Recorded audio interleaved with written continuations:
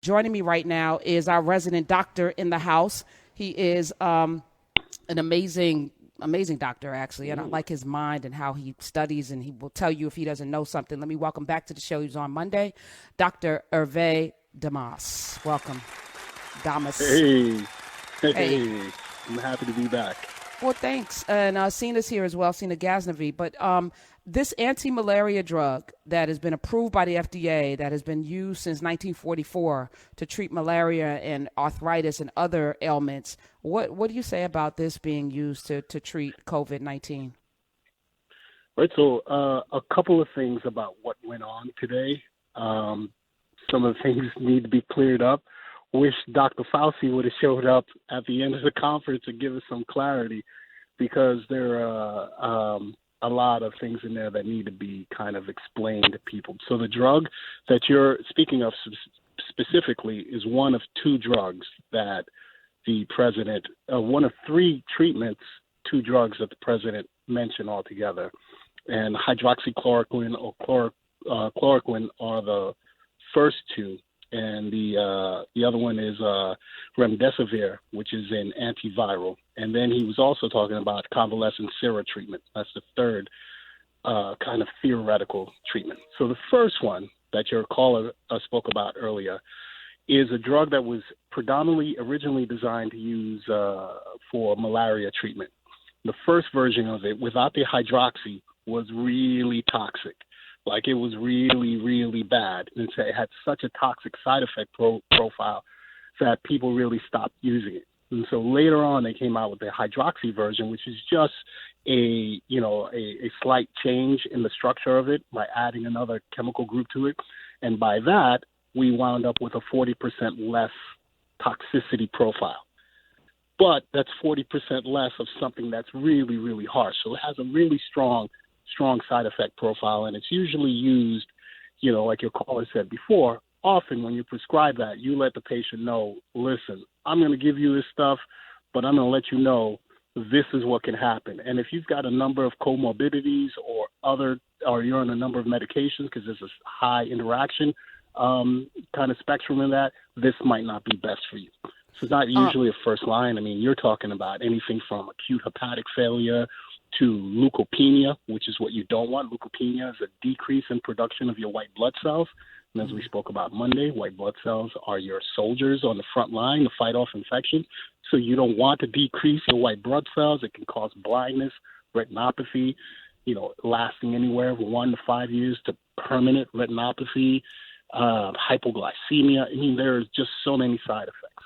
we're So talking with Dr. that's the, Damas. Let me yeah. reintroduce you, Dr. Damas. You were a radiologist, and now you're into naturopathic medicine, which I think is Yes. interesting and also important to point out because when you see these commercials on television for various drugs, at the end somebody speaks really fast and tells you all of the side effects, and it can cause liver failure, cancer, death. And I'm Yeah. like, but it's just to lower your cholesterol, which you can do on your own. Like, why do you want to risk death to lower your cholesterol? And I feel in many ways, again, there's no cure for this. The treatment for it is really treating symptoms. And while it may make some of the symptoms less, the side effects seem to be so much worse than actually going through COVID-19. Yeah. Yeah, and the other thing that's really important about this has not been proven, right? There have been no clinical trials and clinical studies. Traditional clinical trials have multiple phases, right? You have your preclinical phase, and then you have phase 0 to 4 of treatments. You do have an option for something that's called fast tracking things.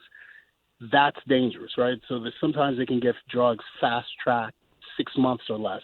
I think the fastest one has been 6 months. 6 months is not long enough of a period of time to really survey the long-term side effects or the efficacy profile of these medications. This has not been proven. There's been one paper that was written by a Chinese scientist who used some in vitro testing, which is laboratory testing, using that. So that's one. And then we have another paper that was written in Europe, and they used kind of like, which is what we're doing with our plan right now. They just gave it to a bunch of people and said, "Oh, let's see what happens. We're just Oh my taking a God. chance." So There haven't been any double-blind, placebo-controlled long-term. This is not, I repeat, this is not a treatment that anyone should look forward to, rest their hopes on, like not anytime soon. There's been no evidence in the scientific community that supports this right now. This is something they're considering. That's number one, right? So everybody just like pump the brakes on that one a little bit. Dr. Damas. The other one is, okay, go ahead. all right? Sorry, go ahead. The other one. Yeah. The other drug, remdesivir, is an experimental drug. That drug hasn't been approved for anything whatsoever in the world. Its first attempt was to be used as an Ebola treatment. Now, Ebola viruses are a separate category of viruses from coronaviruses.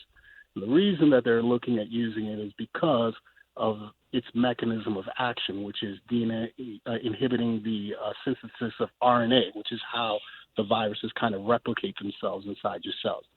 In the Ebola trial, it did not work well. As a matter of fact, they had one trial where 50% of the subjects that used the remdesivir and another drug died.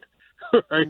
So they've not used that, and they've been trying to use it in, like, whenever something they tried it in SARS and MERS, and again, it wasn't approved. So currently, it's not being used for coronavirus treatment. In China, they've used some other antivirals, but they've used that in combination with a whole host of other things.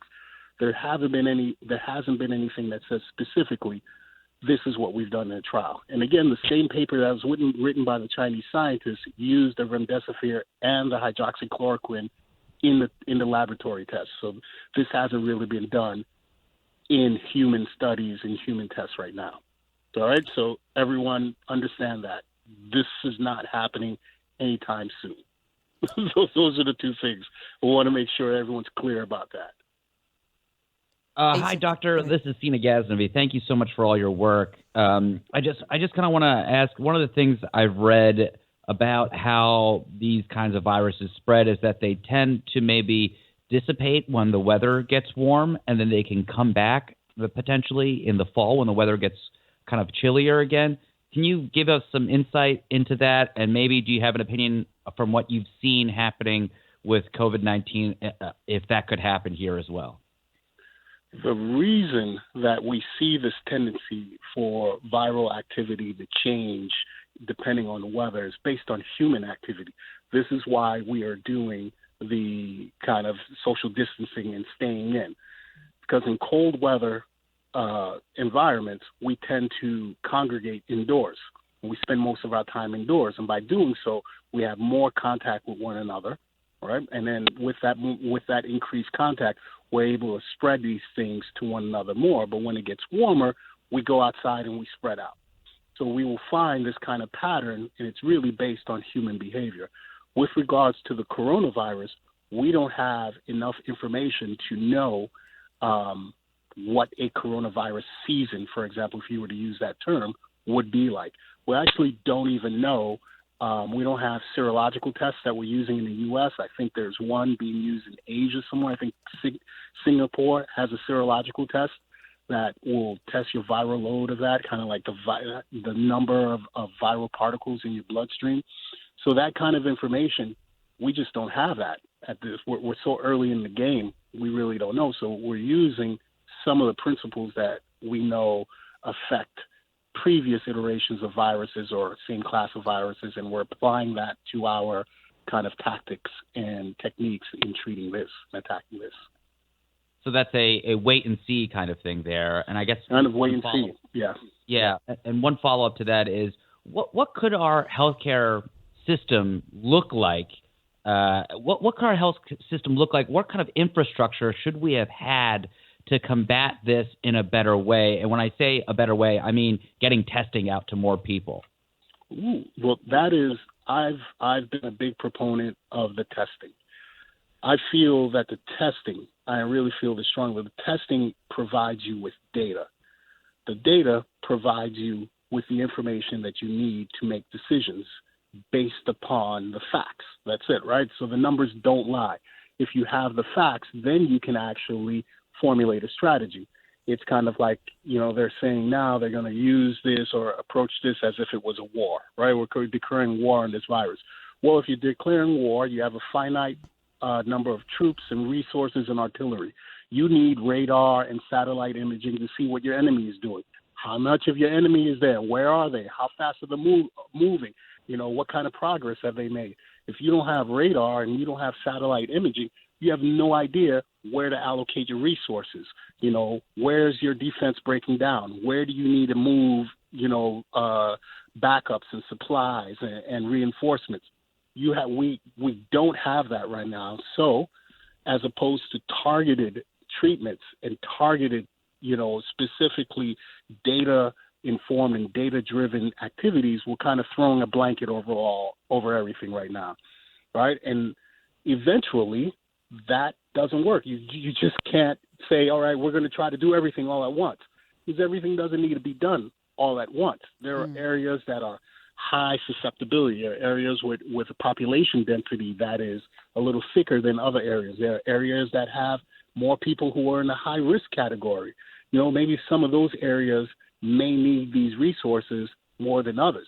We haven't really had a discussion or heard any of that being said. It's kind of like, oh my God, we're just going to start doing these things. All right. So what's the difference between New York City and, let's say, Sheboygan, Wisconsin? New York City metro area, I think, is about 13.5 million people. And no disrespect to Sheboygan, I don't know how many people, but I don't know if the resources could be allocated equally and do the same thing. Everybody needs it, but there's a difference between that, right? And then there's also a difference in the logistics of that, how you get that stuff out there. You need a plan. You have coastal cities and you have landlocked cities. There's material that needs to be moved and people that need to be mobilized. And, without the data, we really don't know where to go send our forces. Right. And unfortunately, because of lack of leadership at the federal end, governors state to state are having to make decisions and choices that may not service their people as properly as possible. We're talking with Dr. Herve Damas. You can follow him at Damas, Damas, Herve, Herve, on the Twitters. And he's in a state, one of the top 5 states with coronavirus confirmed cases, 399 deaths. Yeah. How are you getting the tests? It's so funny thing. I called the health department. I called the health department last week and said, hey, listen, I need an update. How are we going to get tests for patients? What do we do? Health department said, well, I called the local health department, and they told me to call the state. I called the state. The state said, you got to check the CDC, right? So I was like, I just know how do you get in touch with the CDC? So there was a period of time where there was no kind of leadership or guidance. There was no way to get this information. Now we started moving. So we have a couple of these mobile testing centers set up, and we have a couple of companies, local healthcare, and one of them is a not-for-profit that's setting up these mobile testing areas now so people can come and go through that. Now we've created another problem because a lot of my colleagues in the healthcare industry, and we're having that the clinics that I manage, is a shortage of personal protective equipment. We don't have masks and gowns and those type of things. And I saw something the other day from the CDC that was telling healthcare workers who have been exposed to patients, before they were telling us to quarantine ourselves. Now they're telling us because they need our labor that, we are okay to go back and treat people. And if we don't have masks, we use a bandana. I saw a bandana and scarf. And I what was the like, hell? What? This is America in 2020. This is 2020. And you're asking me to go out there. All right. So, for example, right, the testing, we don't have a serological test now for the virus, so we're still doing the swabs. We'll do a nasal and a throat swab. Well, now, why is this so invasive? Why do you? Because some people have been complaining about how painful it is. Why do you have to go so far up the nose to swab to get a culture? Well, we want to make sure that we get as much of the sample as we can, and the further in you get, the more moist it is, right? So the further out you are, it's a little drier, and we might not get as much as you want. You don't want to do it twice. So do it once and get it right. Oftentimes if you get someone that doesn't get a good sample, you got to send it back, call the person back, or we didn't get a sufficient sample. So you want to just make sure that you get it right. Well, if you go up in there, sometimes people cough or sneeze. And if you're standing there with a bandana, I don't know if that's a good look for you at all. You know, bandana might be good for robbing banks and those type of things, but I'm not sure if that's not the best protective. Not protective for viruses. No. So, so the fact that we don't have the equipment that we need, is an example of we're going to get this stuff. They're promising that we're going to get this stuff. Okay, cool. We need to know who needs it more, right? Where do we send the bulk of this stuff? And why are we making those decisions? And without the data, we're kind of going into this blindly and not knowing. I'd hate to have a situation where you have one area that has an overabundance of supplies and material, and you have another area that has a shortage. And the reason is because we didn't have the information to guide those decisions. And, I can see that happening, and I hope that doesn't happen. Let's take a couple of calls, 866-801-8255. Folks have been holding on. Let's head over to James in Michigan. You're on with Dr. Damas. Hey, James. All right. Is he? Okay. Well, let's move on. Big James sold us out. What's up, James? Yeah, that's all right. We got plenty of calls.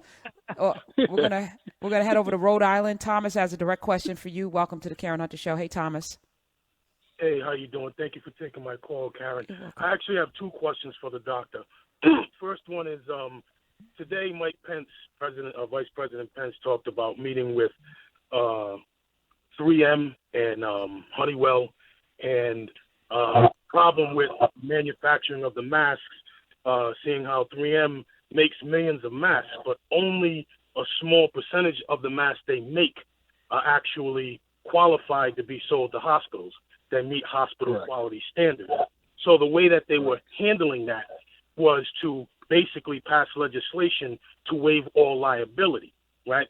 So my first question is, could we have a situation where you have a bunch of defective masks because they don't meet the qualities required to be sold to hospitals, but because they waived the liability, 3M can now sell them to hospitals? Is it a possibility you can have, hospital workers working with masks that really don't work? That's my first question. Okay. So to answer that, the mask production, you see that blue film that you see on that mask, right? There's a special process that's involved in producing that. I forgot the name of the material, but it's got to be kind of spun and woven, and it's got a particle size that is specific to that, and it's hydrophilic, meaning it repels water, right? So it's not completely waterproof, but it repels it, and that provides some of the protection to it. Now, I'm not familiar. I did not hear about the waiving of the standards of that, so I couldn't comment on that. But I will say, as I said before, a scarf and a bandana is not protective equipment. I guess you can say it's better than nothing if that's what they're saying. Hey, this is better than nothing and better than what we have right now. I'm afraid that because our response has been so delayed, that now we're kind of, throwing everything out there and doing things a little bit haphazardly when maybe they can be done a little bit better. But at this point, if they're saying this is the best, because it takes some time to produce these things, they're not just sitting there. It's a complex process. So I understand that some of the manufacturers may have some limitations in their ability to get these things out. And if that's what they're saying, on the one hand, it's better than nothing. On the other hand, it's not that great. I didn't hear that, and I have to check into that. What do you got for me, number two? Two is the president is basically telling states and local municipalities that they're on their own. Do whatever you can to get the equipment on your own. I guess he's trying to, gin up business for some of the manufacturers of, some of the equipment that hospitals need.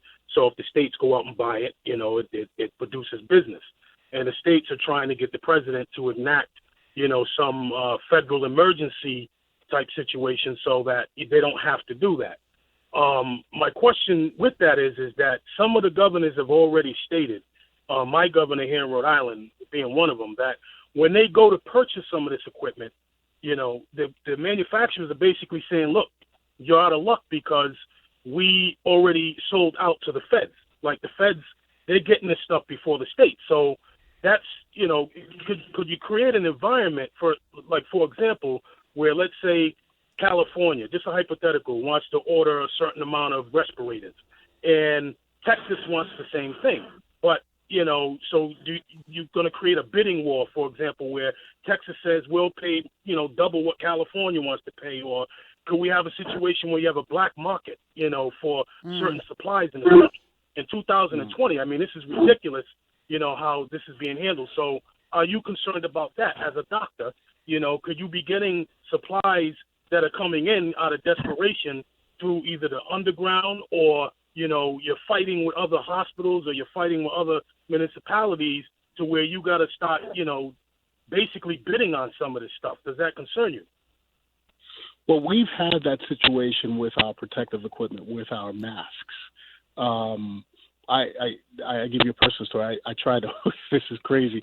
I tried to order this stuff. I had someone order it about a month ago, and they attempted to deliver it after hours. And like they sent it back.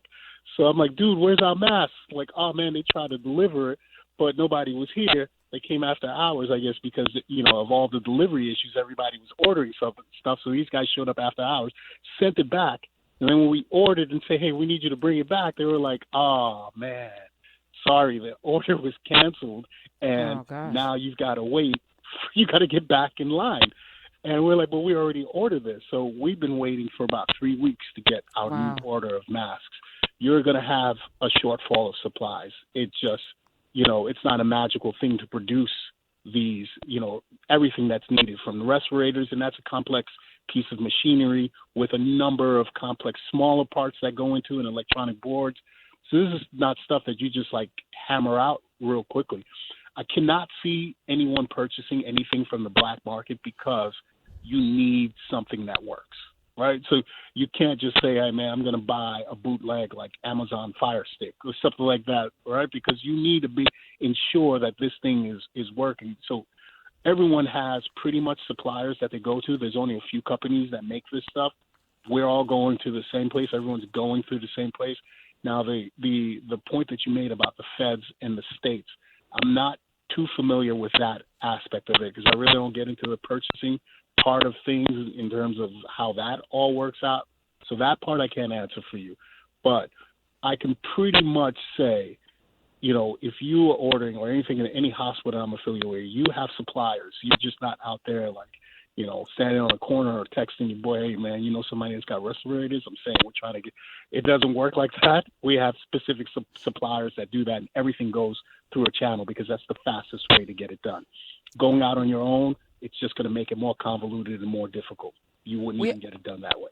We have 1 minute, and I hope you can answer this question. The symptoms, there's so many symptoms when you go to the CDC. Yeah. How do you know whether you have allergies versus coronavirus?